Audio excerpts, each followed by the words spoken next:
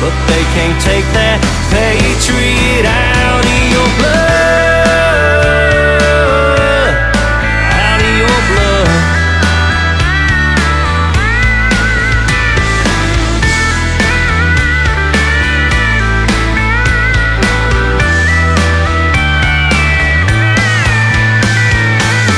All right, what is going on, guys? Welcome back to another episode of the podcast. Over out there is doing well.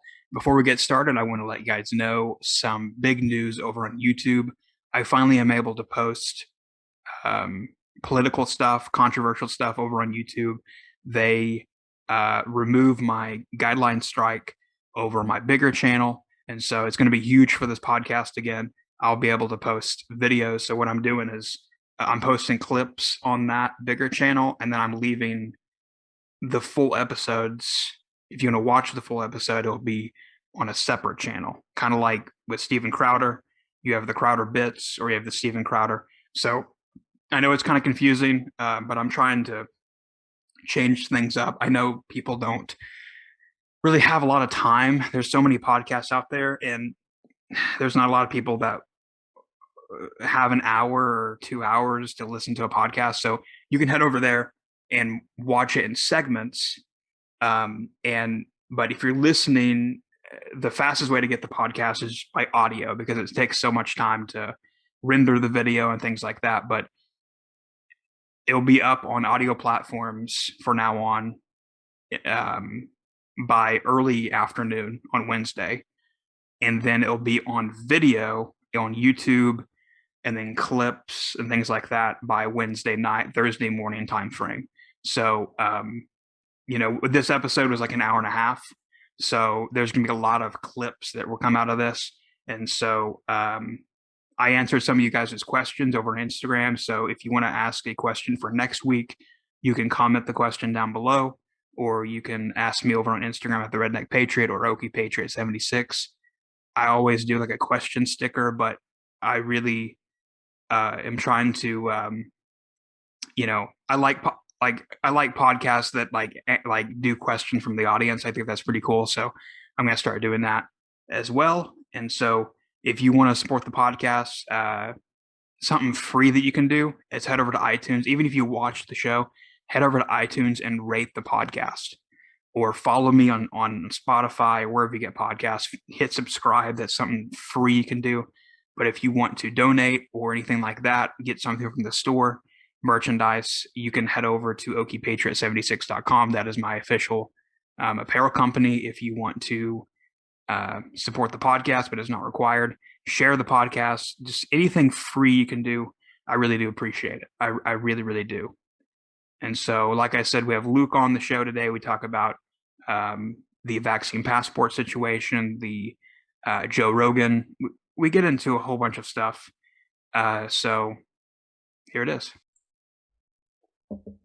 All right. What is going on, guys? Welcome back to the show. And I have Luke on again. How's it going, man? Living the dream, man. Ready to dive into the next big topics of the week. There seems to be shit popping up every single day to talk about, which I know it's crazy. I can't keep up all the time. I did a podcast Monday, and but before we get started, plug your social media and all that kind of stuff. So you have to do it at the end. Yeah, so if you guys like hearing what I got to say, I don't know if many people actually do, but if you do, go give my show a listen. Life, Liberty, Real Talk. Follow me on social media at LifeLibertyRT. Let's dominate life together, man. Sounds good, man. Before we get started, we have people were asking questions over on Instagram. I thought we would do that first before we get into the. Let's do it. All right. So this person asked, this was the question from last week, and I didn't get to it in time, but I can't remember who asked this, but they said body shaming. Talk about body shaming, large people not being lied to. It's very necessary, not sugarcoating it. And I don't know, it's kind of weird coming from me because I'm kind of a little bit overweight, but I know I'm fat. Yeah, but here's the deal. It's like, okay, I get the whole love your body thing. Yeah. Like, yeah, maybe don't hate yourself because you're overweight. That's one thing. Yeah. But my biggest issue with this whole movement is that we're literally praising people for being unhealthy. Like, Yeah, I get, don't create a stigma about, fat being wrong per se. But at the end of the day, people know what's healthy and what's not healthy. And to celebrate people for living an unhealthy lifestyle because they love the way they look, I don't think is right. I mean, yeah, like I said, don't like go up to somebody and be like, "Ha ha, you're a fat ass." No, that's wrong. yeah. But at the same time, why are we celebrating unhealthy behavior? Yeah, it's like the what was the Cosmopolitan magazine with the overweight people in there, like fat is healthy. That was the messaging on Yeah. the magazine. So Which are some overweight people actually truly healthy? Yeah, but can being morbidly obese lead to a lot of health issues? Yes. Does that increase the cost of all of our health care? Yes. Does it lead to a bunch of other things that could go wrong down the road? Yes. Like, we're yeah, already the fattest country in the world, and now we're just rationalizing it and not it goes back to the whole, just be responsible for your own life and your own actions. Don't yeah, I choose to work out, eat healthy, be in good shape. That's my choice. Whatever. If that's not your choice, I don't really care, but don't make me try and feel bad because I give a fuck about how I look and how healthy I am. It's almost turned into like a shame people that are in shape type of movement, and that's where I'm just like, why? It doesn't make any sense to me. yeah. I mean, I think the big thing is just eating healthy. Like I couldn't tell you the last time I ate a fast food meal or drank a pop, a Dr. Pepper, or whatever. The only caffeine I do is coffee. That's it.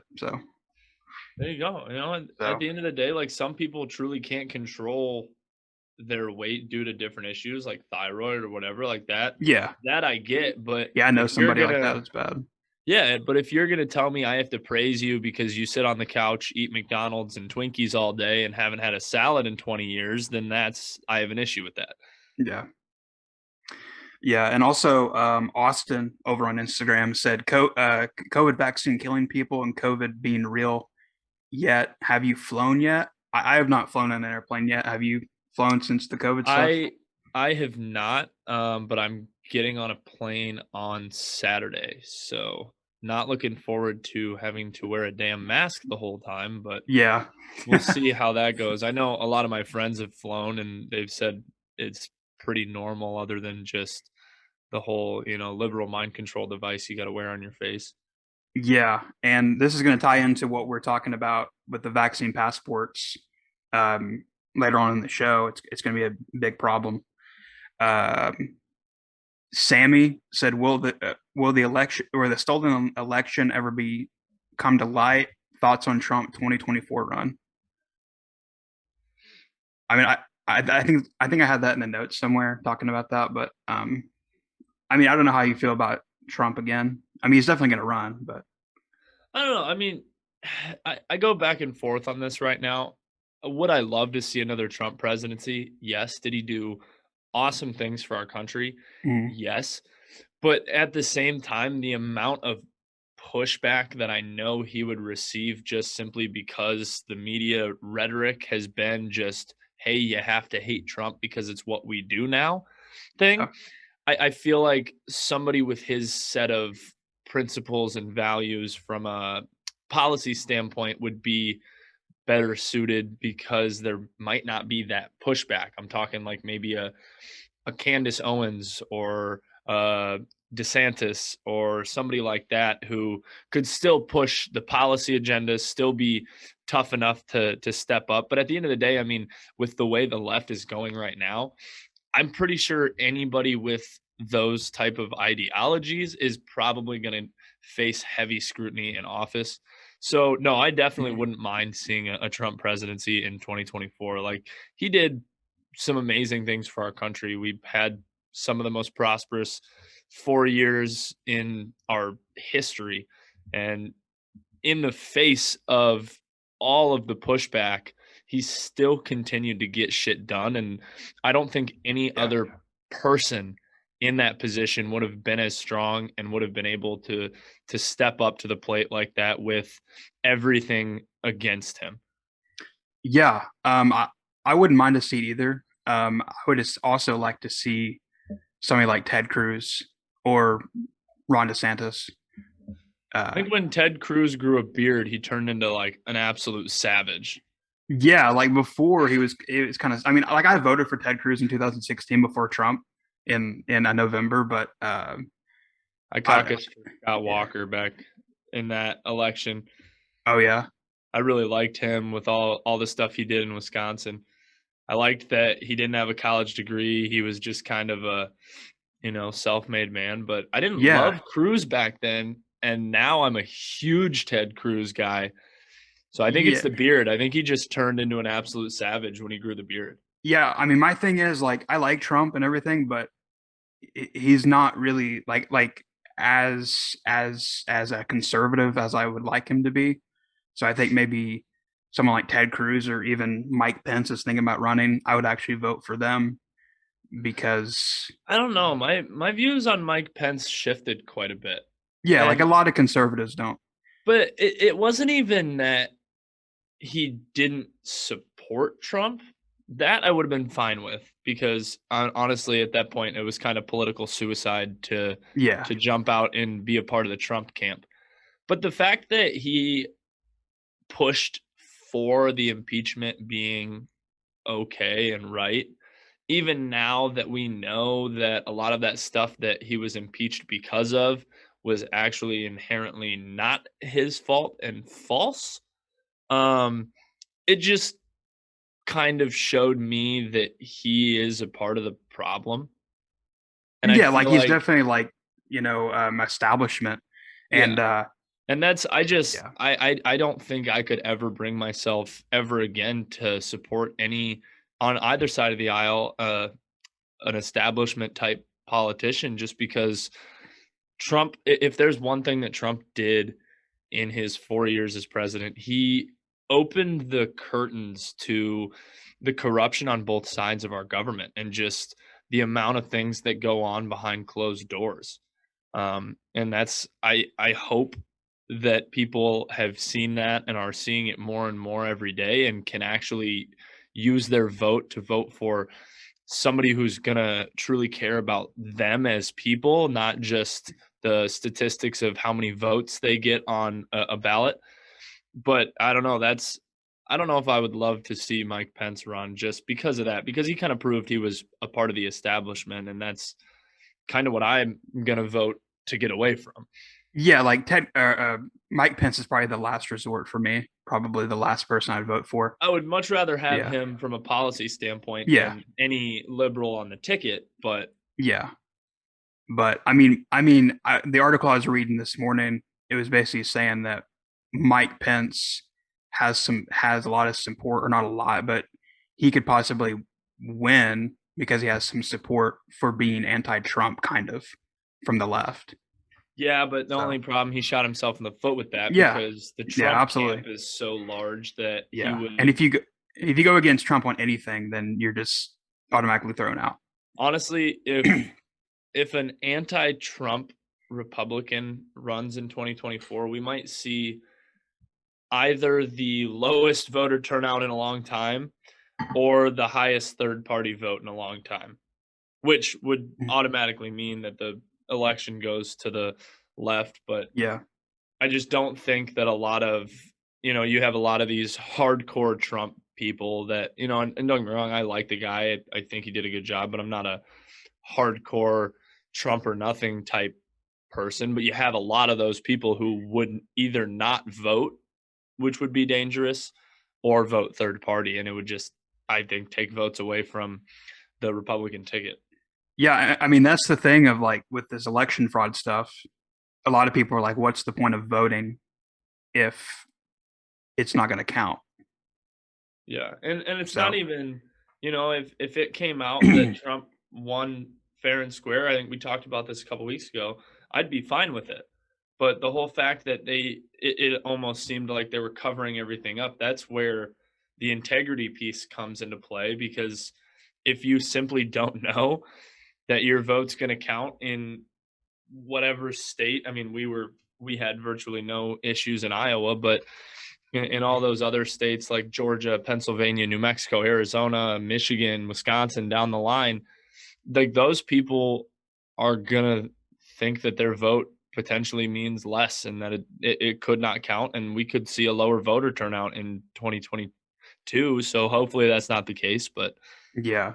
Like I feel like a lot of the Biden voters are going to vote red though. I feel like because a lot of them are upset at everything Biden's doing. I would hope so, because Yeah. I mean, he's shown his true colors, and he's honestly, in past years, the left has disguised a lot of things and as, inherently good intent behind it, and they've found a way to like sneak some policies in. He's just not. This administration's not even hiding it. They're hiding it in terms of they're not allowing press coverage of a lot of stuff, but they're doing everything so blatantly out in the open. I mean, I think the last statistic I saw was he's down to like an 11% approval rating in the country, which is if I'm not mistaken, the lowest of any sitting president almost ever. That's terrible. Yeah. I mean, a lot of people on the right, or some people on the right, are saying that Joe Biden is the reality check that America needs, and maybe like I feel like under Trump, like especially with like the social media censorship and everything like that, a lot of the people like Republicans felt like they had Trump, but now with Biden they might actually do something about stuff like that. Well, and I think a bigger reality check will be in the next couple of years when he gets the 25th Amendment flipped on him and Kamala Harris is president. It's going to happen eventually. I mean, Yeah. just every single day, more and more shifts to the fact, like their little, discourse in that office where he was like, "Oh, she's much smarter than me," and she was like, "Oh, no." It's like, you're not fooling anybody. And now it's not the Biden administration anymore. It's the Biden-Harris administration. The next step is removing the Biden and it just being the Harris-Pelosi administration. And that scares the absolute shit out of me.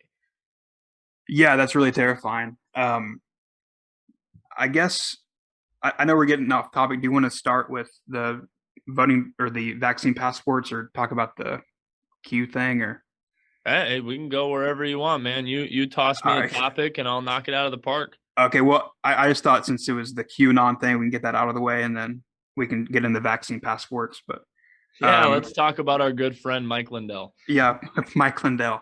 Which, look, I like the guy, and I might, I'll support him, his business. I think he has a great success, American dream story, going from a drug addict to, creating a really successful product. But I think that at this point, I don't know what he's trying to do. Trying to, like, it came out the other day and said Trump is going to be president by August. I don't know. Dude, as much as I don't want to just lay down and give up because of how wronged I feel as an American from what happened in the election, or what seemingly happened in the election, rather, because we have no proof of whatever. But at what period do we switch focus as a party? And I don't actually identify myself as a Republican. I don't like the parties. I think both parties are inherently corrupt. I call myself a raging conservative because that's what I am. If I could register as an independent and not get calls from both sides, I would. But that's the only reason I register as a Republican, just so I don't get both calls. But at what point do we as conservatives shift our focus from, okay, the last election was a bit sketchy, let's look into it, to, okay, look what's happening with all these policies and the dangers that we can see forecasted to our future as a country. Why don't we focus all of our energy on getting the House and the Senate in 2022? Why don't we focus all of our energy on the 2024 election? Let's focus on the things we can control in the future that are actually going to impact our children. Because even, let's say, by some weird occurrence that Trump does end up back in office in August, it would just further and further divide our country. Would I be okay with it? Yeah, because the stuff that Biden's doing right now scares the living shit out of me. But at the same time, there would be riots. There would be everything under the sun that you can imagine, worse than we've seen to this day. And we've been seeing some crazy shit go down in our country. And as much as I would be in favor of it and I would support it, I just think at this point we need to focus on how much Biden is screwing up and figure out the future of our country rather than keep dwelling on the past, because we can't change it. Yeah. And I lost a lot of people going against Q during the election because all I heard in my comment section was trust the plan, trust the plan. I'm like, I got so sick and tired of hearing about it. But like I believe like Sidney Powell and stuff like that for the first month. But after that, they kind of lost me with a lot of the stuff they were doing. But I totally agree. I still, to an extent, believe that they had some evidence. Yeah, why else are they suing Fox News and all these people? I mean, I truly believe that regardless of if it's provable evidence in court or not, I believe they found some discrepancies that were alarming at very least, and they wanted to bring it to people's attention. Nobody gave them the time of day, which is why we're still sitting here talking about the election even as we come up to April and Q2 of the year. But again, we can't change that now. I mean, I don't see a process in our government that could remove Biden from office even if the election was proven to be fraudulent. Yeah. Because then, okay, would everything that he's done in the last 3 months, would that just go to the wayside and would it all be erased because technically he wasn't supposed to be in office? Like, we've never had anything like that before. I'm not even sure if we have laws that dictate how that would play out. I haven't heard of anybody talking about it, but I like what Georgia's doing right now. Have you seen the bill they passed where they requiring IDs? Yeah.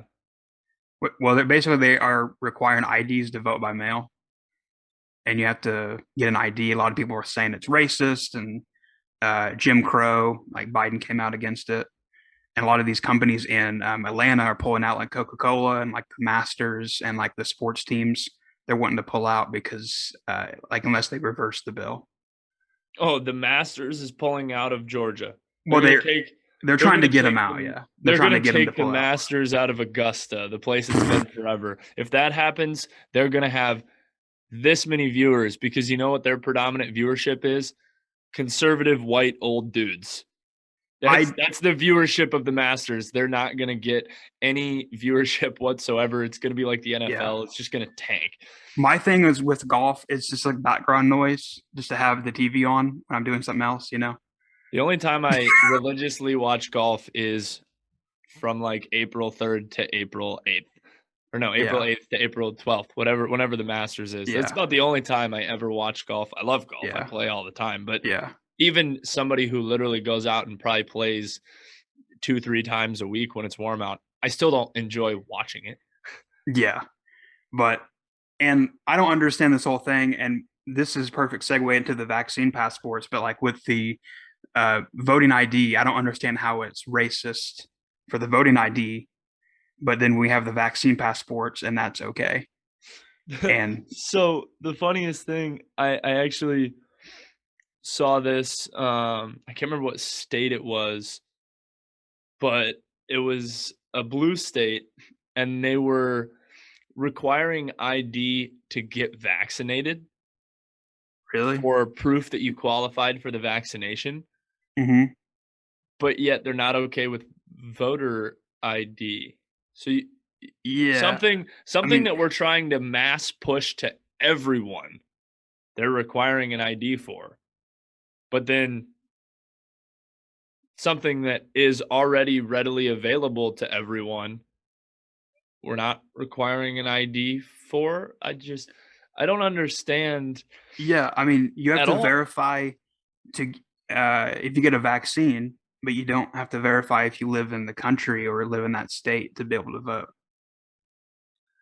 And the thing about it is these IDs are easy. Like, it's free in Georgia to get an ID, so it's not like it's like $50 or whatever, you know? Well, and at the same time, if you're a United States citizen, if you're an adult in this country, you can't really function very well in life without some form of identification, whether it be a driver's license or just a government issued ID. You can't buy alcohol, you can't buy tobacco, you can't go to an R-rated movie, you can't down the laundry list of things you need an ID card for in this country. If you don't have one, how are you supposed to do anything, really? You're pretty much, well, it's just going to be like with, like, if you don't have a vaccine passport. But that's what I'm saying. Like, it's not out of the cards for somebody who's an adult in this country to have an ID. Yeah. Most people have a driver's license. A lot of people just have a government issued ID. But and I saw this argument on Twitter.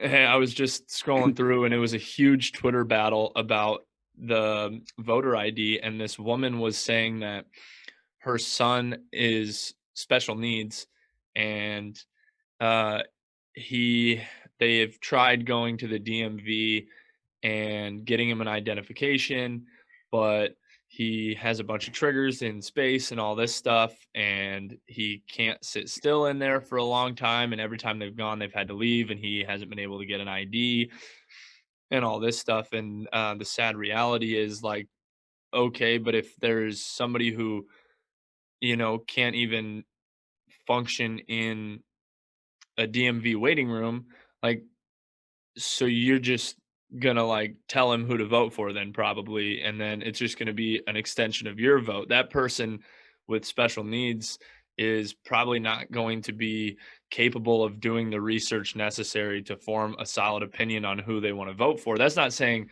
I think that person shouldn't vote, but I think voter ID is a perfect way to just make sure that, you can be a basic human and responsibly get an identification and all this stuff, and prove that, you should be responsible enough to vote for who literally controls our lives in this country.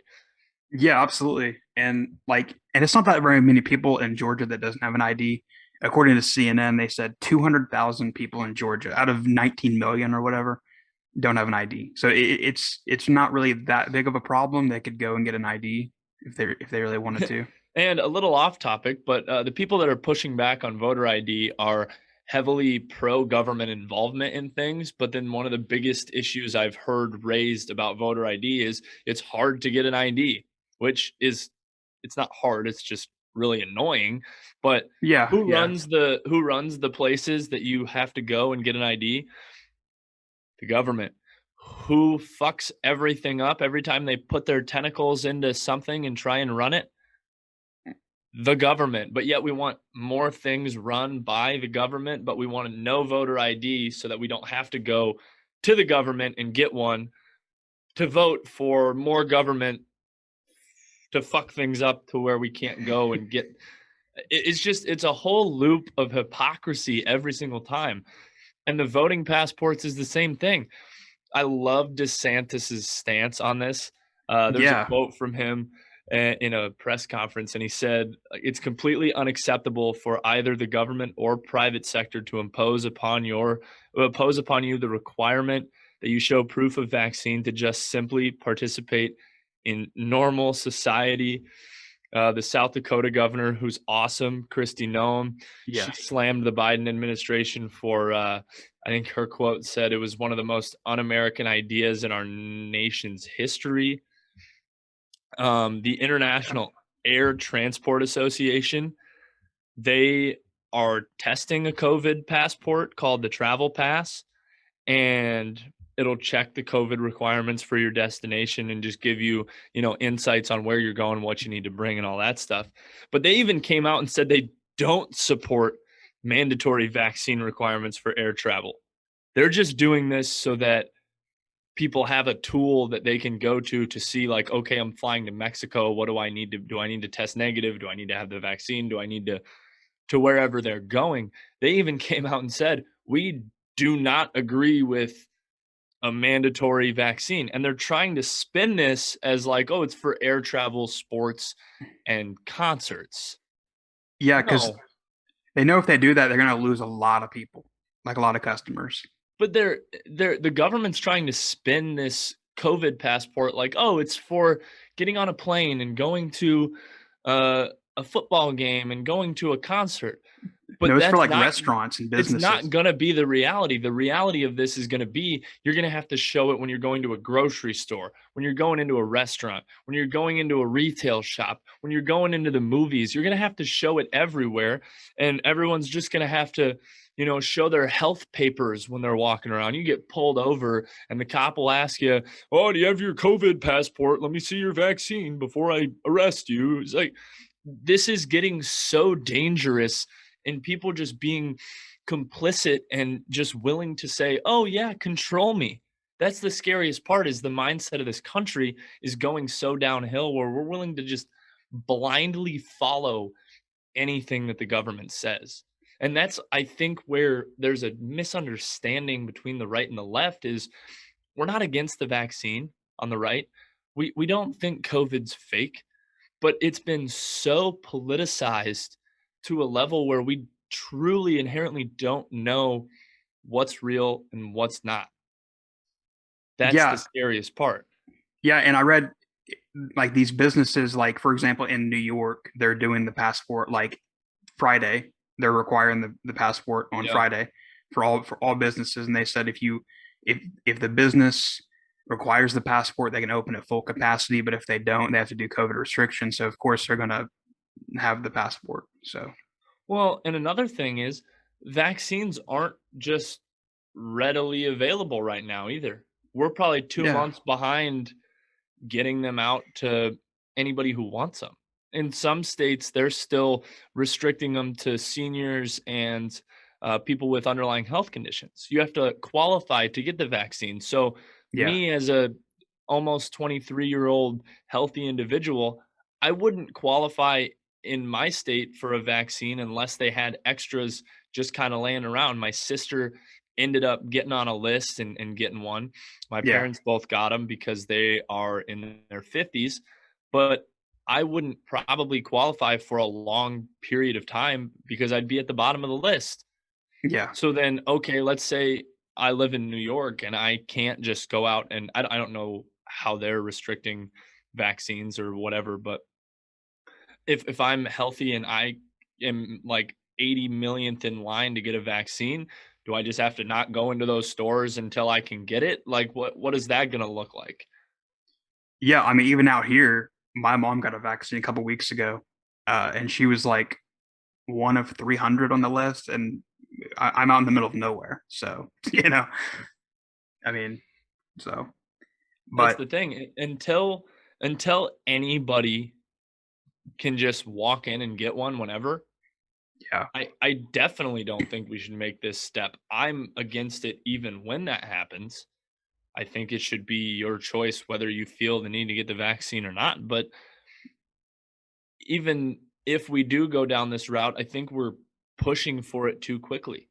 Why don't we wait until the majority of people have had at least the chance to be vaccinated?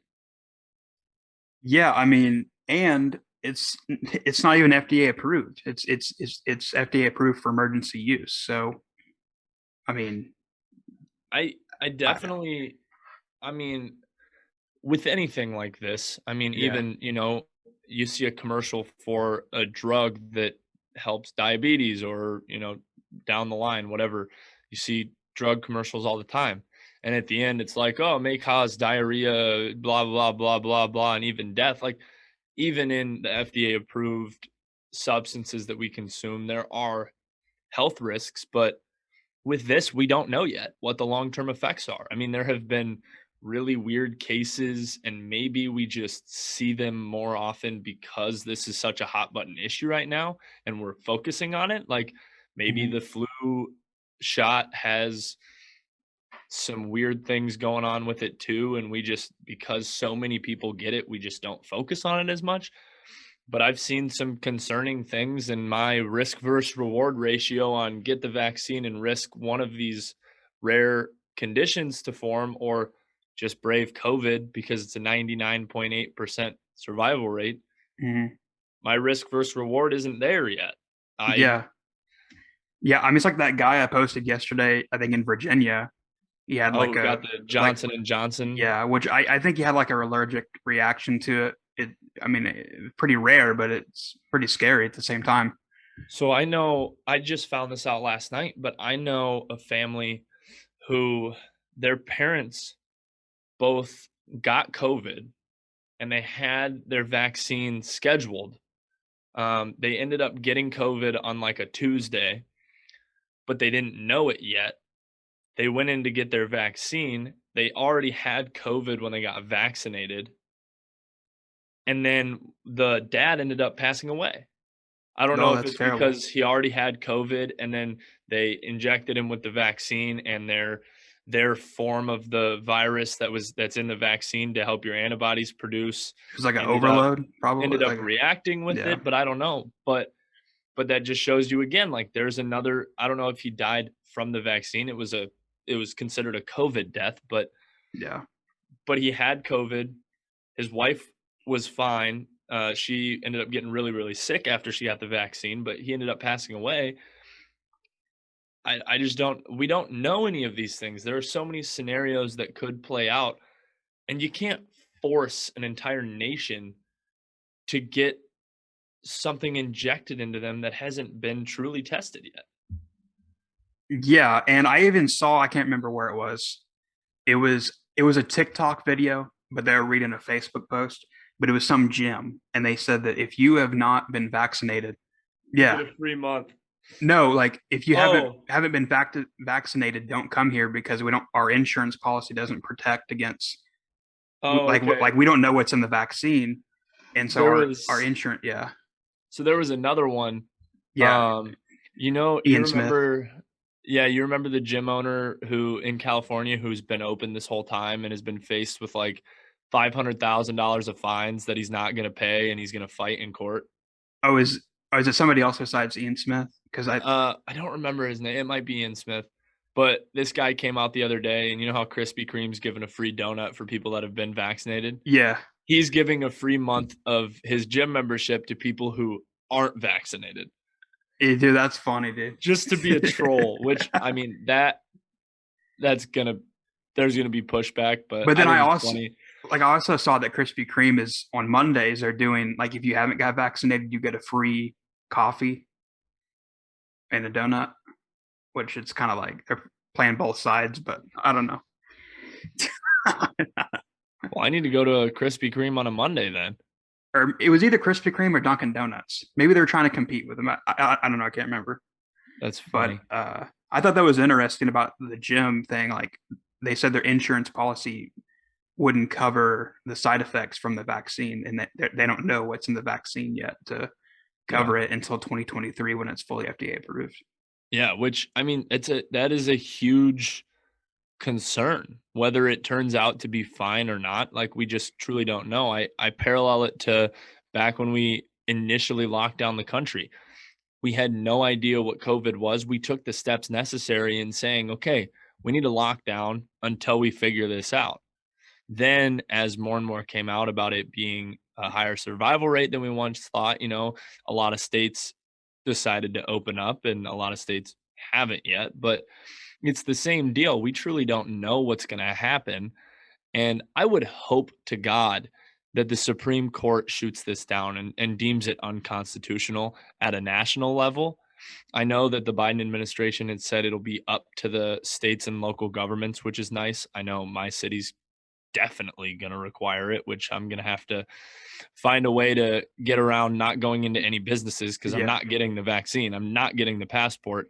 You can't force me to get something injected into my body that hasn't been tested. yeah, But I would hope the Supreme Court would come out and deem it unconstitutional to force every American to get a shot just to live their life. well, I mean, I don't know if you know about. Do you know about the 1905 case with Jacobson versus Massachusetts? Vaguely, yeah. Yeah, well, I looked into it like this time last year, but basically, like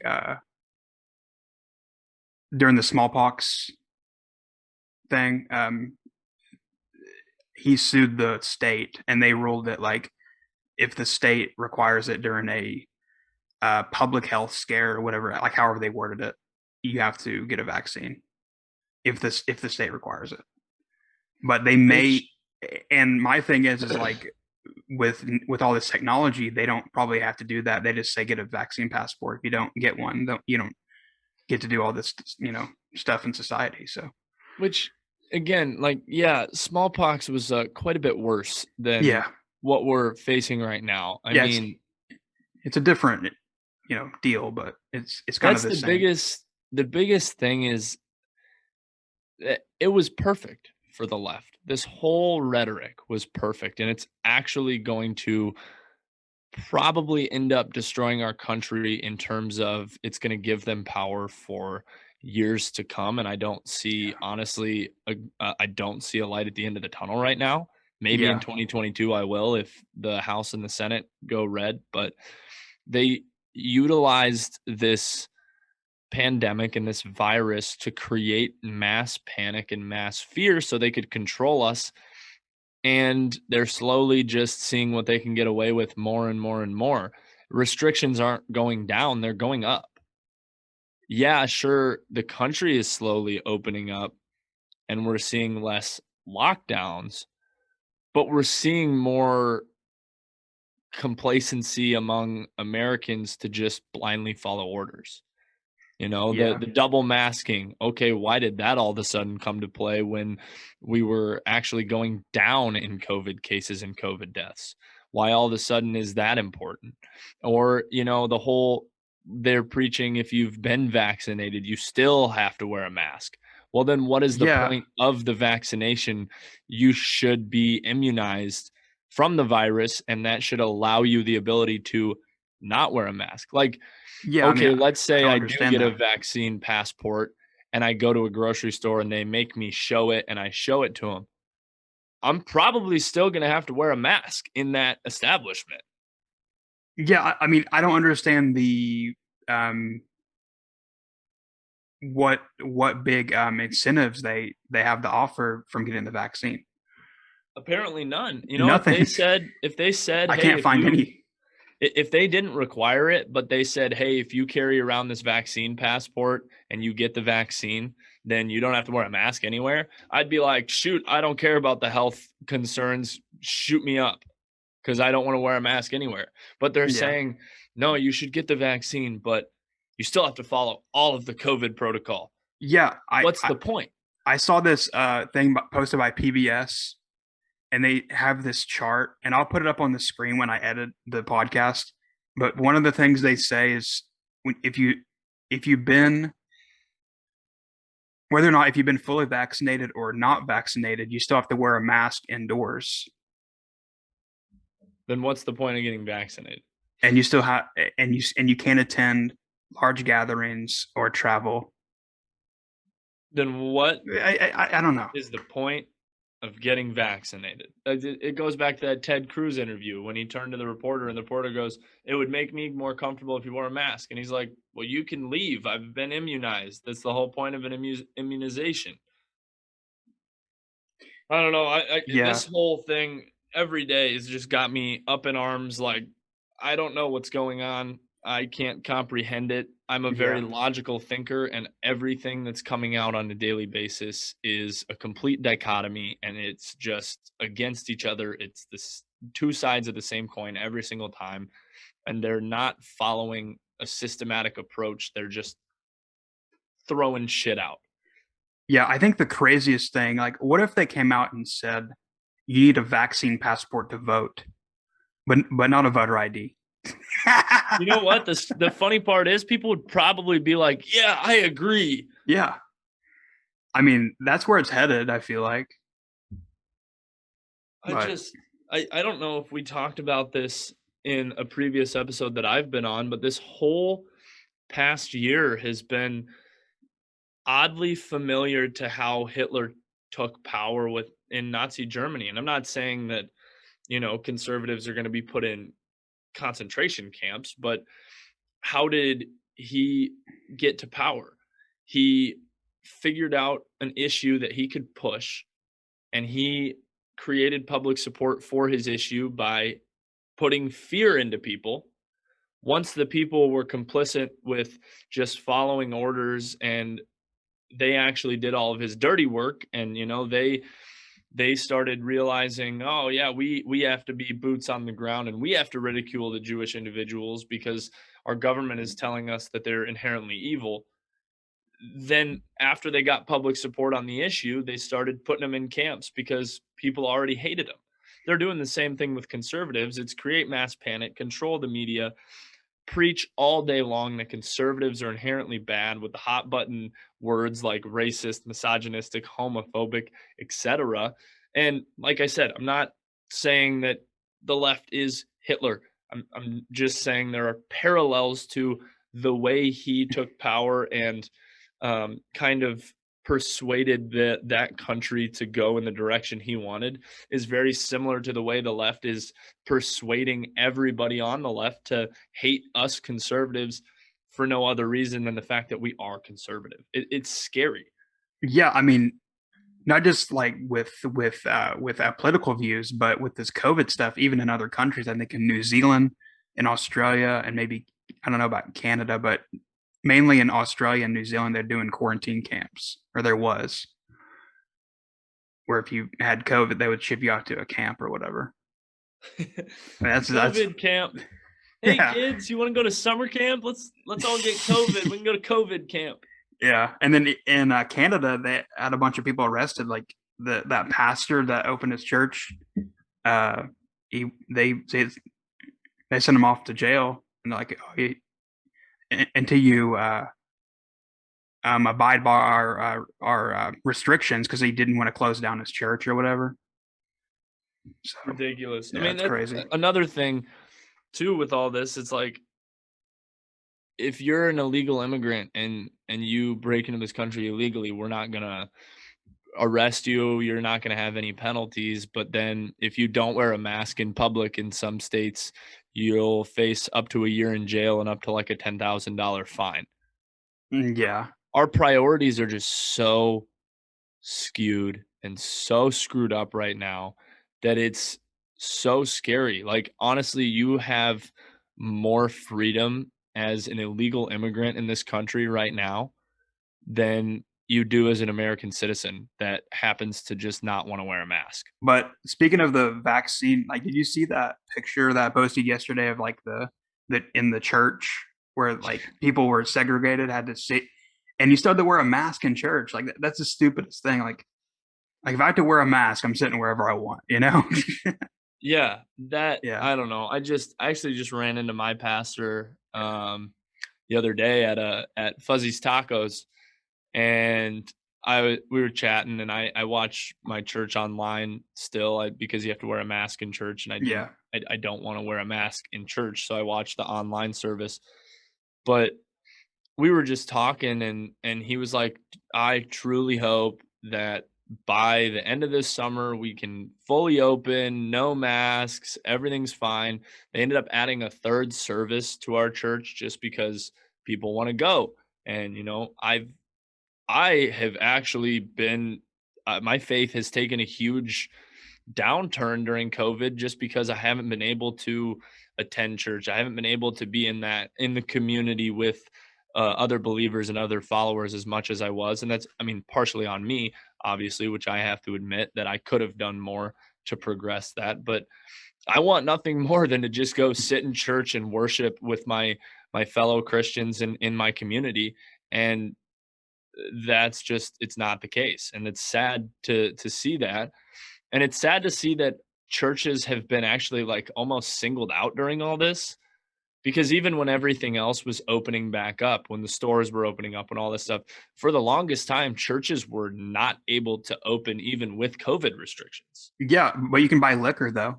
Like, liquor stores are open, but it's just it further shows that their agenda is to just throw us all off our game. Yeah, and I have huge respect to all the pastors out in California. Like, I can't remember their names, but there's several out there that are like, I'm not shutting down. Which was awesome. I loved seeing that. That was awesome, because at the end of the day, if we can't practice any religion, whether it be Christianity, Judaism, Islam, Buddhism, down the list. Religious freedom is one of our staples in this country. Yeah. And it's a huge part of so many people's lives. I think religion in general gives people purpose. It gives people a sense of belonging and reasoning for being on this planet. And, is my religion any more true than yours? Time will tell. At the end of the day, if people always try and gotcha statement me on my religion just because of where I live. And I always tell them, look, at the end of the day, if you're right, fine. We both die. We end up 6 feet in the ground and our bodies rot forever and we're not out anything. But if my values and my beliefs end up to be true and Jesus Christ actually is our savior, then I spend an eternity in heaven with my Lord and Savior, and you spend an eternity in hell. So I'm going to take my option and I'm going to continue in my faith because I truly believe it to be true. I see God's workings in my life on a daily basis. But also at the end of the day, if I am right, I get an awesome eternity and you don't. And if you're right and I'm wrong, I'm not out anything. I lived life with a sense of purpose and a greater purpose than just me being myself. Yeah, absolutely. And I think the biggest question is like, how far are they going to push this COVID vaccine passport or whatever? Are you going to be able to show it when you go to church or go to vote or do this? There's even some idiot on Twitter is like, we're going to tax you if you don't get the vaccine. I saw that. But I mean, I don't know. You know what? If I don't have to show a vaccine passport, tax me. If that's what it takes, I'm not getting it. If I can pay to get out of this government control, by all means, take more of my salary because I'm not getting this vaccine. I'm not going to be forced to show my papers every time I go to the damn grocery store. Yeah, it's just crazy, man, and it's overstepping a whole bunch of medical freedoms. But like you said earlier, I hope the states there's also a big lawsuit. How does this not go against HIPAA as well? Yeah, I saw that on Twitter the other day. A lot of people were like, "Oh, it doesn't because it's like a public outbreak or whatever." I don't know. I mean, I don't know the HIPAA guidelines to a T by any means. I just know that it involves doctor-patient confidentiality, but having to force people to disclose their medical records. Well, I mean, I know a little bit wrong. I know that argument doesn't work with the mask because I've seen several videos are like, well, I have a medical, exemption or whatever, and they're like, oh, it doesn't matter. You just have to wear a mask in here. Like that. Like, have you seen that lady? I think it was in Arkansas somewhere, and she was right up at like this with the kid's face, like screaming into his face, like, I have a medical condition. Yeah, I don't know. I mean, when somebody confronts me when I'm not wearing a mask, it does not help our cause to yell back. Yeah. I'm always very respectful. And I always say, look, you know what? I'm going to live my life. You can live your life. Before we started this conversation, I was socially distanced from you. I was maintaining a 6-foot distance between us. I'm okay. You're okay. Let's just move on. Like, there's no point in raising your voice. It's just going to make everything worse. But I very respectfully just tell people I would prefer not to wear a mask. And when they question me on it, I, like, at a gas station, if they say you can't check out, I'm like, you know what? That's fine. And I lay some cash on the table, grab whatever my items are, and I walk out. Yeah, like I had to go to the pharmacy the other day, and I haven't been since COVID because I was picking up my mom's medicine for her. And I was like, for sure, I'm going to have to wear a mask in this place. Like, it's a pharmacy. I went in there and nobody who was working there had a mask on. I was like, yeah. I was like, oh, yeah. But there was a lady walking out that gave me a dirty look that had a mask on. I was like, But honestly, what it's going to take, and honestly, the funniest thing ever is when I'm walking around Walmart or some of the local grocery stores here and I don't have one on, I'll see people notice me being the only one without one on, and they'll end up taking theirs off or putting those below their chin. And it shows that the majority of people don't want to. I was at our mall the other day, and tons of people were walking around the mall without them on, and some stores in the mall wouldn't let you in without one. But it just, people are so sick of this. They're ready for it to be over. They're ready to return to normalcy. And a return to normalcy is not going to come in the form of show me your papers. It's just not. Yeah.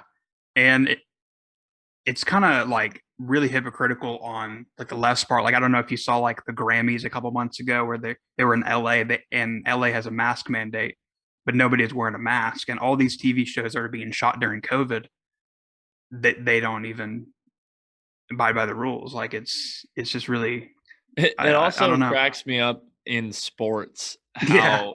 how like the March Madness, for example, they can't shake hands because of COVID, but they're on the court Yeah. spitting in each other's mouths for 2 20-minute halves. Or, wrestling, they can't shake hands afterwards. They can't get their arm lifted, but they're literally humping each other for 3 rounds. And the coaches have to wear masks, and everybody has to wear a mask, even though everybody on the field, the mat, the court, whatever, has been tested 3 days in a row up to the day that they're supposed to be on that court, field, or mat. It's literally just to appease the public. The NFL cracked me up when they would show a coach up in the box, and he would be the only one in his box with a mic on, and he'd be wearing a mask. Why? Yeah, I don't understand. Have you seen Biden and Kamala? They both been vaccinated, and they still wear a mask all the time, even like in their cars. Like there was a picture of them in a limo or in their SUV or whatever. They both have masks on. Well, they have to do it because because they're gonna get crucified. Yeah, if they don't, they'll get crucified because they're the ones pushing for it to still be mandatory. That's what he ran on. Like that's his whole entire platform is. He ran on COVID, and all he's done is just continue doing what Trump did, worse than Trump did. Yeah, and then now he's coming out and he's like, if all these states that have dropped the mask mandate, you need to put it back on. But Texas, their numbers have like an all-time low. Yeah. So with COVID, so here's what would happen if the entire country. New York is the worst state right now. That's the funniest part. All the blue states are the worst ones. But if everybody stopped wearing a mask today, we would see a total spike in our country for like a month. And then it would go back down. And then it would tank. Yeah. And of course, there's going to be people. I feel like if they came out tomorrow and said no mask, there's going to be people that wear masks until the rest of their life. Exactly. Which I think that's fine. If that's what it takes for you to feel safe and secure going out into public, go for it. By all means, nobody is going to fault you for choosing to wear a mask. Yeah. But those of us that don't believe it's necessary for our well-being should have that choice. Yeah. I guess we can jump over to the Lil Nas X. Somebody asked about the Lil Nas X situation. What are your thoughts on that? So originally when I first saw it, I was like, as a Christian, I was like, that is so wrong. But the way they promoted it, it made it seem like it was a Nike sponsored shoe, which Nike's now suing the company that created the shoe for Lil Nas. Yeah. Because it was unauthorized. And the argument against that lawsuit is they let it happen when other artists make designs of the shoe. But with this specific instance, they're actually mass producing them and selling them. They've sold out every time, and it's being done so professionally that it looks and seems from the outside like it is being done by Nike. And I mean, it has a bronze pentagram charm, a drop of human blood, an upside down cross. Yeah. It has Luke 10:18, which I believe It's like if I remember right, it's like, yeah, I saw Satan fall from heaven like lightning or something. I don't. Yeah, it's I would better need to look. I would need to look that up again, but just off the dome from avidly reading the Bible. Either way, I mean, here's my thing. Take Nike out of the equation. If they were to just create this shoe from this brand, it wasn't a Nike shoe. Do I agree with it? Not at all. It's disgusting. Do they have every right to produce that type of shoe if they want to? And if there's a market for it and if they can make money? Yes, that's the beautiful part about capitalism. Yeah. But the way that they're going about it, they are tarnishing Nike's name. They're almost making it seem like Nike is endorsing satanistic practices, which is going to kill their brand. Tons of people have already came out and said they're going to boycott Nike when it's not even Nike's fault, and Nike's actually suing the company. Yeah, like that's where I had like a kind of a problem with like some conservatives on social media. They were not doing the research and blaming Nike. Yeah. When it wasn't really, but I mean, I think that Nike did the right thing because I would be very surprised if Nike didn't win this lawsuit, simply because they're mass producing them. I get if a designer or an artist wants to make like a one-off, like if this dude had made 3 pairs of this shoe and that's all that you could get, that'd be one thing. It would still be gross because they're literally condoning satanistic practices, which I personally disagree with. But it wouldn't seem like it's a Nike endorsed product. And I think that's where the trademark infringement would come in because of how it's being pushed. I mean, there's already been thousands of pairs produced. Yeah. And from what I heard, it sold out pretty quick after that. But what I have a problem with is that he has a large audience, like the majority of his audience is kids. And he's like the Old Town Road guy. He wrote a bunch of kids' books or one kid book. Well, which Old Town Road, I mean, that song should have never been a children's song anyway. It's talking about doing lean and a bunch of other stuff. Yeah. But, you know, at the same time, it's like similar to the Cardi B incident. If you know your audience is predominantly children, maybe try and clean up your act. But I don't want to censor anybody. That's on the parents, whether they want their kid to indulge in that or not. Yeah. So that part of it doesn't really concern me to the level that the legality of what they actually did was completely off-putting. Yeah. I guess a lot of parents now know not to listen to Lil Nas X anymore. And he'll probably spin it as an anti-gay thing, even though when he came out as gay, both conservatives and liberals were like, oh, really? Wow. Hey, good for you, man. Still love your music. Like it didn't matter. Yeah. It's like when he came out as gay, I didn't stop listening to his music. Old Town Road's still an absolute bop. It was an awesome song. Yeah. Did you hear the Jake Owen version? Yeah. Dude, I wish that was on Spotify or like released, but if you go back on Jake Owen's Instagram, it's on there somewhere back. The version with my favorite is the version with the yodeling kid from Walmart. Dude, I think he kind of like fell off. I don't know whatever happened to that kid. But that remix of Old Town Road was hilarious. Yeah. He's like, riding on my razor, got 1,000 acres. My thing is that a lot of people were thinking that was country, and I just got tired of hearing about, oh, it's so country. Like, no. It's kind of like I loved the country flair in the rap, though. Yeah.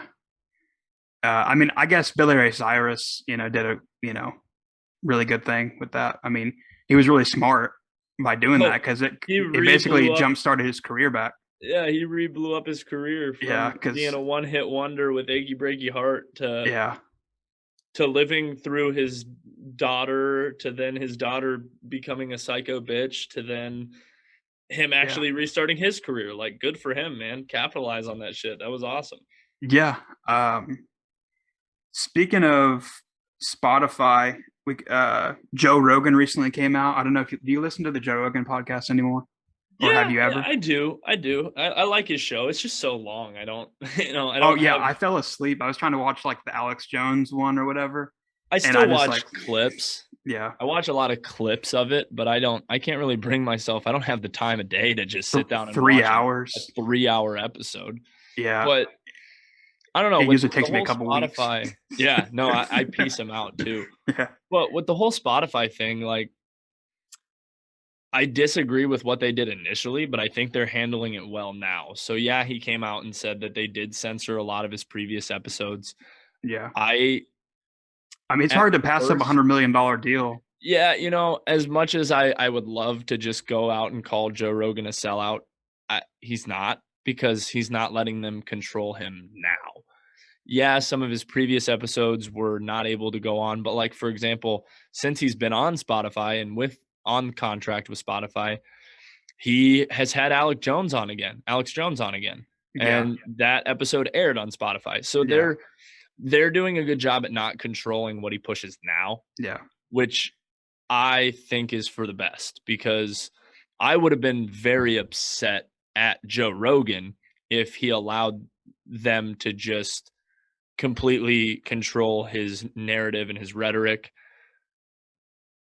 I thought the protests from the Spotify employees initially were pretty funny, saying that he was transphobic for questioning whether preteen and teenage girls should have gender transitioning meds or operations.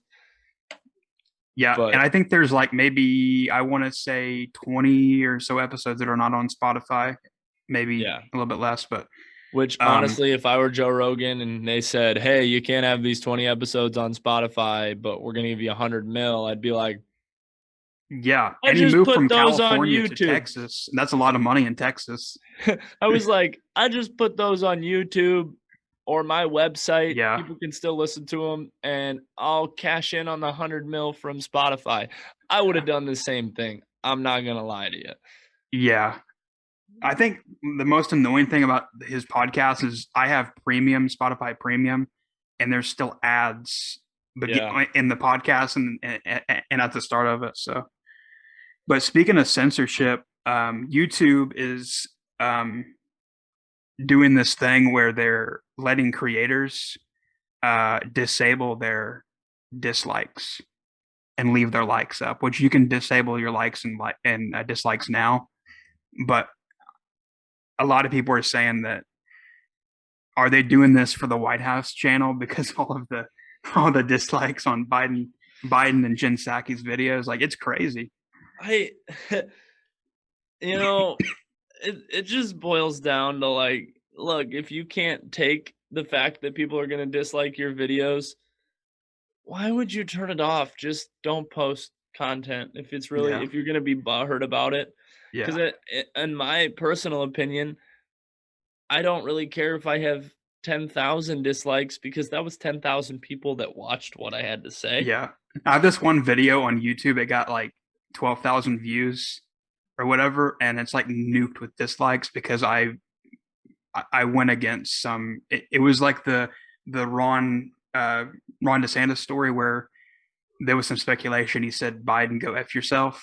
And I was like, he didn't say that. But a lot of people didn't like with that. But that, dude, it cracks me up how people are so quick to just run away from anything negative. Like, yeah, people our age and our generation, they can't even take constructive criticism nowadays. If you really put all of your worth into your dislike button on YouTube, then look at yourself in the mirror. Like, truly take a look at yourself and ask, what's going on here? Yeah. You know, in our case, as conservatives, it's a movement to just go dislike conservative videos. And, like, who cares? Like I said, they still watched the episode. They still watched your content. Yeah. I don't care if they dislike it. Any publicity is good publicity. Yeah. And I'm really surprised they haven't disabled the like and dislikes on the White House. They disabled the comments a long time ago, but I don't know. I think that whole thing's just, it doesn't even surprise me anymore, is the scary part. Yeah. Like, this censorship doesn't surprise me anymore. I've kind of compartmentalized it as normal, which is scary. but it's something that we as conservatives live with every day, being, not scared or worried, but just knowing that on any given day, any piece of content that we put up that's considered controversial, even if it's factual, could get censored based on the fact that people disagree with it. Yeah, like I have like over the years, I like several posts like deleted, and I'd wake up in the morning, there'd be that white screen that goes up on Instagram, like, oh shit, what happened? Yeah, get put in Instagram jail. Yeah, it's been a while. Like I've had several accounts deleted, like 2 or 3, but I'm pretty careful now. But I saw, like, I was watching the Biden press conference, and in real time, I seen YouTube remove like 3 or 4 thousand dislikes. It was crazy. Dude, here's my problem with that. They're trying to make it seem like more people support the man than they do. Like the fact that there's an 11% approval rating of this president right now, there's going to be dislikes on his YouTube videos. Yeah, which is really surprising with 11%, because he's been in office for 120 years. So I bet his approval rating before Trump came into the picture, because how many people truly voted for Biden and not against Trump? Very few. Yeah. If any. I mean, there are probably some lifelong Biden fans. Absolutely. I mean, yeah. But the majority of people did not vote for Joe Biden. They voted against Donald Trump. And that just, it's showing now, because his approval ratings are trash. Trump's approval ratings were pretty high, even facing mass media scrutiny at all hours of every day. Yeah, and that's another thing. This time last year, Trump was in front of the media every day for like 3 hours answering every question. And with the press conference with Biden, he can barely answer 10 questions or whatever it was, right? 10 hand-selected questions, yeah, probably. They're all scripted. I mean, he messes up on the teleprompter. So, I mean, it's...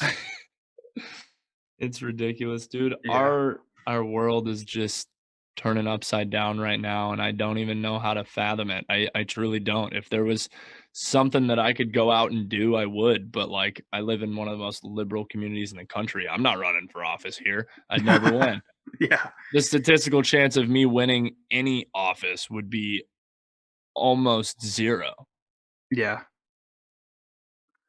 Yeah, it's crazy how the world has changed in the past year. Oh, it's ridiculous. Even just how we view certain things. Like, I mean, our next topic is the whole Arkansas banning trans youth healthcare, and just like, yeah, we can get into that. Just the different opinions in our country and how polarized they've become. It's like 5 years ago, this wasn't really an issue. Yeah. It was something that existed and people knew about it, and they were just kind of like, whatever, do whatever makes you happy. But now that they've come forefront into like a political hot button issue and people feel the need to take one side or the other, it's dangerous. We're going down a dangerous path where we're only giving two options, and if you're in the middle, both sides hate you. Yeah, like this guy on Twitter, he said, if I'm reading this correctly, Arkansas just made it a felony to not out trans kids to their parents. And he was talking about, there's this whole thread of him just complaining about it. But if you don't know, there's this bill, it's like 1570. That's the HB 1570 that would prevent healthcare such as hormones and transgender surgery. Yeah, so, I mean, and the bill it's one of two types of legislation being considered in more than a couple dozen states, but like, yeah, measures that ban or restrict access to the gender affirming care for trans minors is one of them. And then those that ban trans young people from competing in school sports teams of their gender identity is another big one. Governors in 3 states, I believe Arkansas, Mississippi, and South Dakota, Tennessee. I believe. I don't think that one's signed yet, but I think it's proposed. But Arkansas, Mississippi, and Tennessee, I believe, have already signed trans athlete bans into law, which I agree with. I don't think that a biological male should be able to transition to a female and then compete in their sporting events. I think that is just unfair. If we want to talk about the women's rights and the feminist movement, why are they not up in arms about this? Because you're taking away the ability for these biological female athletes to excel in their sport. If it gets taken over by biological males, it's that no female's ever going to win again. Yeah, I know several females from high school that got full ride scholarships from their sports, and it would basically just demolish that completely. It would. I mean, what it'll turn into is you'll have men's sports and then trans female sports. Because no biological female is going to be able to compete with a trans female at the same level of competition. They're not going to be able to. There's a reason that we don't just have sports and we have men's and women's sports. It's because that we are biologically inherently built differently as human beings. Why don't they create their own section of sports? We have men's, women's, and then trans. And you know what? That'd be a good compromise, I believe. That'd be fine. Yeah. But no, back to the ban on youth healthcare. It's like, so there's this trans NBC writer, went female to male. Now name is Joe Strangio, one of those. And he said that I really worry about the fact that we're just a few votes away from some of the most sweeping and damaging and potentially genocidal laws from ever being passed. And we barely have to have a mention of its bigger national conversation of what's going on in this particular moment in the U.S. history. Yeah. My whole thing about this is if you're 18, you're not under your parents' control anymore, you're not a dependent, and you decide that you truly believe that you were born as the wrong gender and you want to transition and that's what's going to make you happy, by all means go for it. But right now we have a scary ideology and a scary transition of these quote woke parents almost pushing their kids into transgenderism. And I think that's what this law combats. It's like when you're a 13-year-old boy or girl, how do you have the capacity to make a life-altering decision like that? And I know that what they banned is the non-permanent, the reversible mechanisms at which people start to kind of transition, the hormonal therapy and the puberty blockers and all of that sort of stuff. But if you are a biological male and when you're 12 or 13, you think that you're a female and you use these puberty blockers, that's going to stunt growth. And then what's to say when you're 18, 19, you realize that it was just a phase that you went through? Yeah, that's the scary part. Like, that could happen. I mean, kids all the time think that maybe they might be gay and they try it out and they realize, nope, I'm not gay. You know, I don't actually like the same gender. They have to experiment with it to learn that they're not that, they weren't born that way. But it's the same issue here. If you do these things at such a young age, then the effects long term, if you decide that maybe it's not the route that you want to go with your life, they're detrimental. Yeah, there's this person on Twitter. She was like, I'm going to give my kids puberty blockers anyway until they decide their gender. Which is scary. Really terrifying. That is terrifying. And that's what this is combating, these crazy parents. And that's not considered child abuse? That's what I'm saying. It should be. And let's dive even deeper into just transgenderism as a whole. 0.5% of our population is transgender. Of that 0.5%, that total trans population, 29% of trans females and over 50% of trans males have attempted suicide. That's higher than Jews in the concentration camps in Nazi Germany when they pretty much knew they were about to get killed. That rate blows any other demographic of suicide rate out of the water. And I think what we need to be focusing on, rather than pushing kids to start puberty blockers or all this stuff, is helping their mental health. I mean, transgender people experience mental illness at significantly higher rates than the general population. The heightened risk is primarily due to the fact that transgender people face the unique stressors related to not identifying with their biological sex. And if left untreated, these mental disorders could be indicators for suicide risk.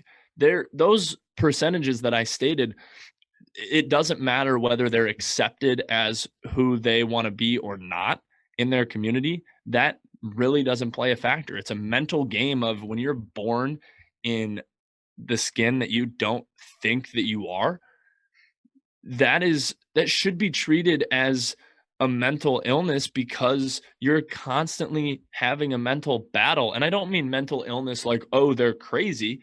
I mean, their true struggles between their ears are terrible.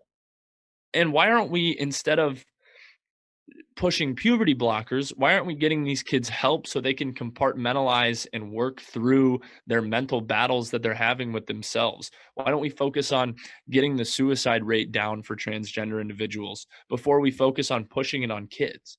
Let's help them mentally first, so they have the mental capacity to overcome that fight and figure out which side they truly want to be on. If after they figure out their whole mental state and they still want to transition, and they are an adult, and they that is what will make them happy, fine. But we need to get these people mental health because of the battles they're facing with themselves. Yeah, I mean, when you're that age, when you're a kid, you think you're a lot of things. You think you can do this and do that. And with it being so predominant in our culture right now, even though 0.5% of the population is transgender, you see stuff about it every day. It's seen as like cool almost nowadays to be that. There very well could be tons of kids out there who want to do it to fit in or be cool with their friends, be woke. It's a movement right now. And that's another dangerous thing. Let's let these kids figure out if this is truly the step that they want to take in their life in their adolescence. And then once they get to adulthood, when they can truly make a rational decision on where their life trajectory is going to go, whether they believe they should live the rest of their life as a female, the rest of their life as a male, whatever it may be, then maybe they can make that decision and compartmentalize it. But I think at a young age, we need to get these people help, because that suicide rate is astounding. When you have 50% of a population attempting suicide, there are many, many other issues. I mean, you look at gay, lesbian, bisexual people who have faced a lot of scrutiny in our country over the past. Their suicide rate is dwarfed by that of the transgender individual. Because at least if you're gay, you know that you're not attracted to the opposite sex. You know that you're attracted. When you're a transgender individual, you're having that constant ping pong in your mind of, am I a guy? Am I a girl? Am I a girl? Am I a guy? That is a mental illness that needs to be helped. Yeah, it'd be really confusing. But there's this teacher here in Oklahoma that's in trouble for she's a sixth grade teacher, and she's under fire for teaching the Bible in classrooms and calling transgenderism and being gay sinful. And this parent of this girl that's pansexual is upset, wants this person fired. So that's kind of a huge problem too. These teachers are going to help, want to try to help, but I don't necessarily agree that the Bible should be taught in schools. I think a school should be strictly, unless it's from an informational perspective, but telling kids that XYZ is a sin in a public school system, I think is kind of wrong. Just like I don't want to be pushed propaganda on in college with liberal perspectives and have those shoved down my throat. I believe I believe that schools should be strictly unbiased and informational.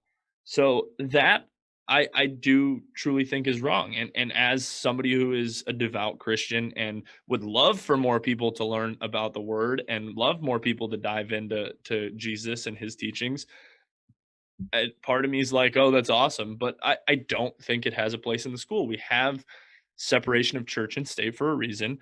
That should be on the parents to foster that in their children if they see fit.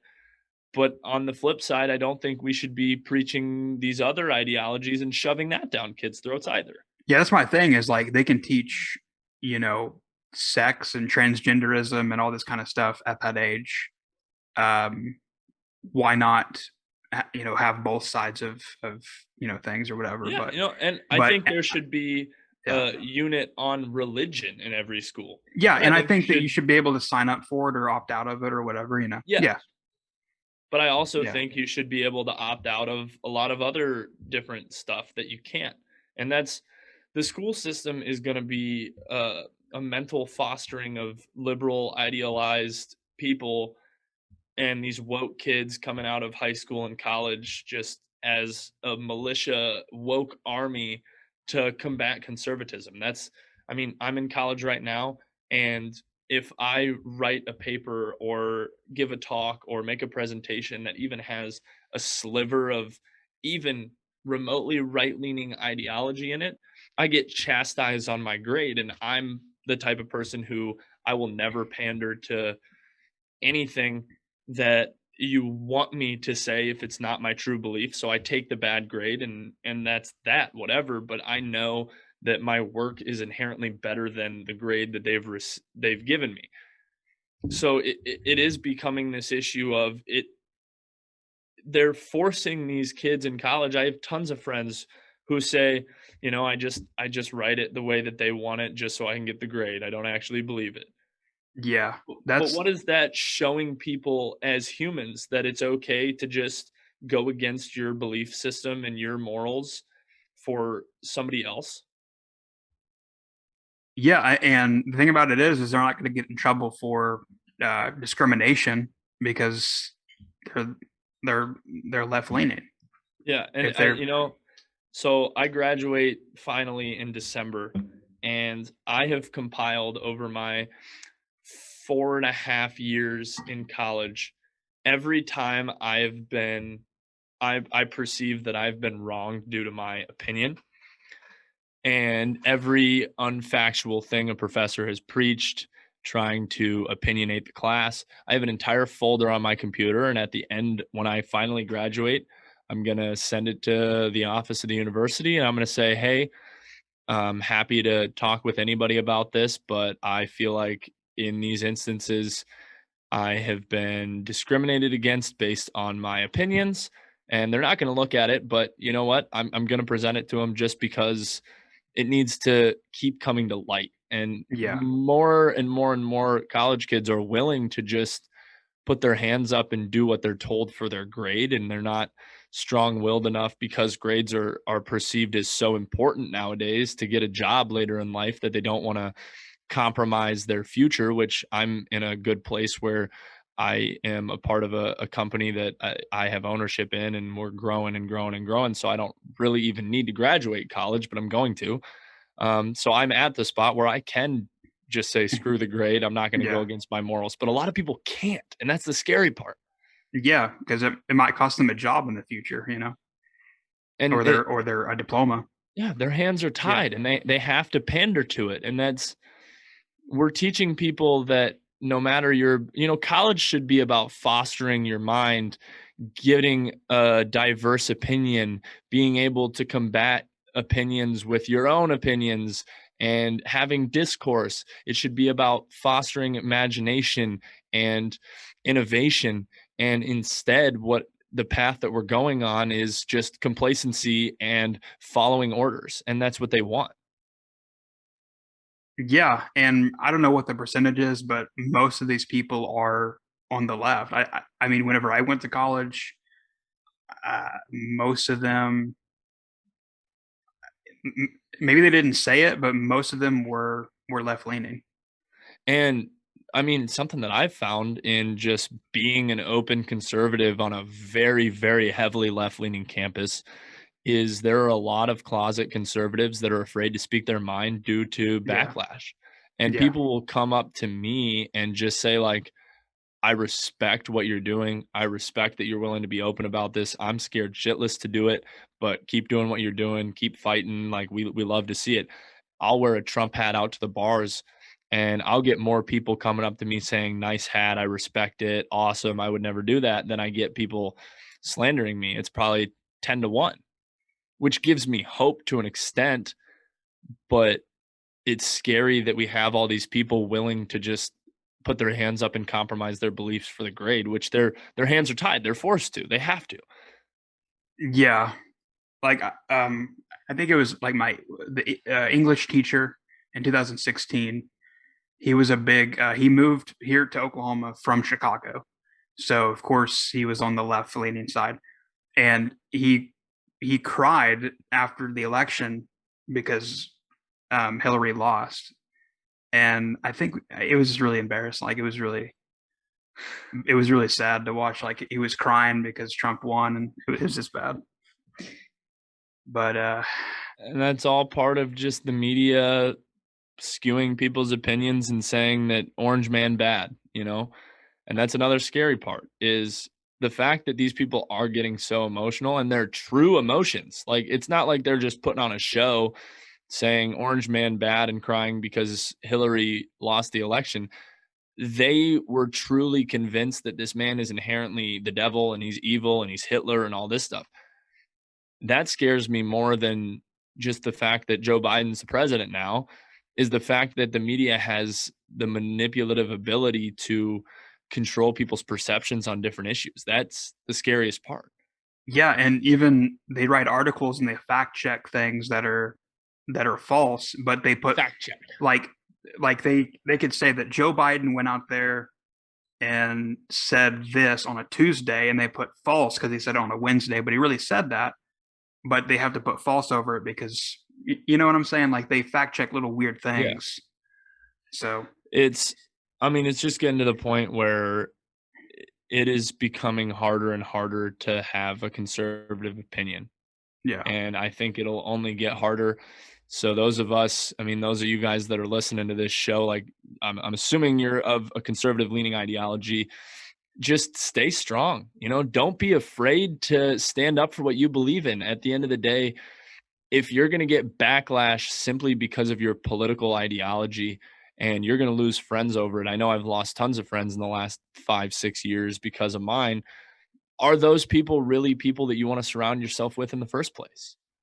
If we're not just willing to be open about our beliefs and not compromise our belief system for others, we're no better than anybody else. And until the conservative movement and all the people that are behind the curtain that believe in what we believe in, but aren't willing to come out and stand up for what they believe in, until we have enough people to rally behind it, we're never going to get anything accomplished, because the left just thinks, and to an extent they're right, that they can just walk all over us with their woke mobs. And it's starting to, it's great to see that conservatives are starting to more and more come out of the woodwork, but it just needs to keep happening. If you're afraid to speak your opinion, don't be afraid. Stand up for what you believe in. If it's what you truly believe in and it's what you inherently think is right, then it is right to you as a person. Yeah, absolutely. Well, we can probably go on for another 2 hours, but I think we should probably wrap it up. It's been like almost 2 hours since we started the podcast. But before we go, we want to plug your stuff again, your social media.